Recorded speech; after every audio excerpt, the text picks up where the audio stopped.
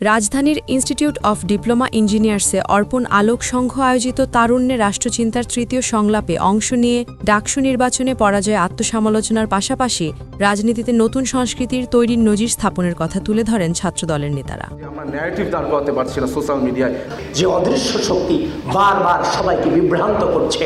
জাতীয় নাগরিক পার্টির দক্ষিণাঞ্চলের মুখ্য সমন্বয়ক হাসনাত আব্দুল্লাহ বলেন, নিজেদের ভুল সংশোধন করে বাংলাদেশপন্থী রাজনীতি প্রতিষ্ঠা করতে চায় তার দল।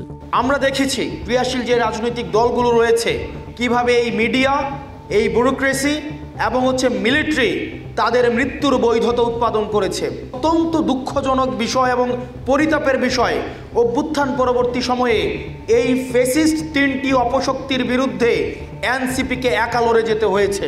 আমরা আমাদের ভুল সংশোধন করে আমরা বাংলাদেশপন্থী রাজনীতিটা আমরা গড়ে তুলব সবাই একসাথে। প্রধান অতিথির বক্তব্যে বিএনপির স্থায়ী কমিটির সদস্য সালাউদ্দিন আহমদ জামায়াতের কর্মসূচি ও দলটির দাবি নিয়ে কথা বলেন। কয়েকটা সমাবেশ হয়েছে সারা দেশে। বাংলাদেশ জামাত ইসলামী সরকার গঠন করবে, বিএনপি বিরোধী দলে যাবে।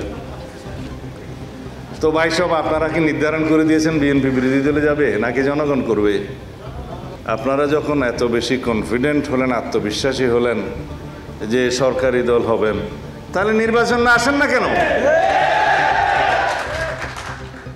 আজকে এই বাহানা, কালকে এই বাহানা, পরশু এই বাহানা দিয়ে নির্বাচনকে বাধাগ্রস্ত করতে চাচ্ছেন কেন? বলছেন পিআর চাই।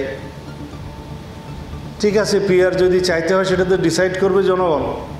কোনো দল কোনো দাবি করতেই পারে, সেটা জাতির উপরে জবরদস্তি আরোপ করা সঠিক নয়।